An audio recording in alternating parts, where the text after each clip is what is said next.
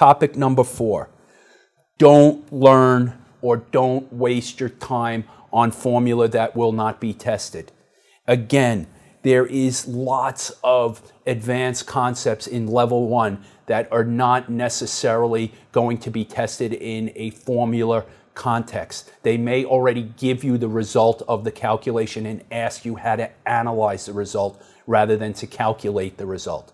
Now that may be different in level 2 and in level 3, but for purposes of level 1, when you're going through the learning outcome statements, if you see calculate, that means calculate. If you don't see calculate, that means that the metric under review or the particular area of interest, you will be more asked to analyze its impact and what it really means rather than to calculate it.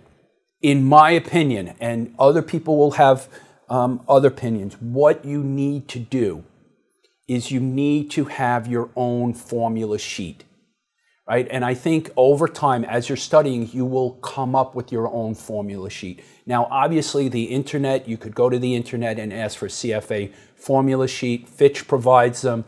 Other providers have them as well. But ultimately, I encourage you to do your own formula sheet, because I look at formulas maybe slightly different than you look at formulas, that other people look at formulas. So have your own little formula cheat sheet, right? How I look at formulas could be very, very different.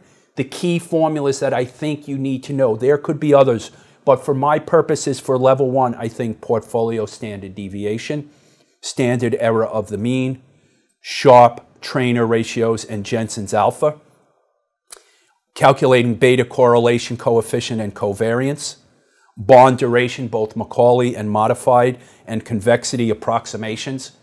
Please remember that these are not absolute answers, they're approximations.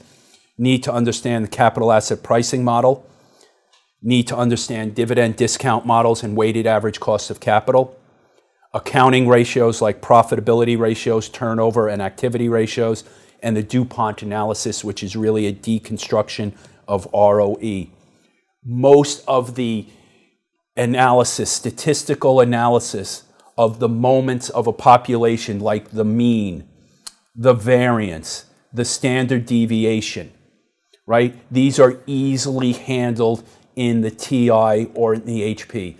Obviously, it's useful if you know what those formulas are, but it's not necessarily required. For level 1, we don't necessarily go beyond the first and second moments of a distribution. Okay, that's the first moment, variance is the second moment.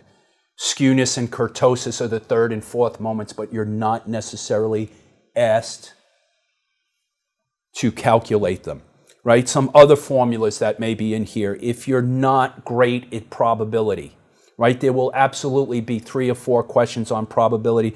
Maybe you want to go back and review some of the probability concepts and have them on your formula sheet.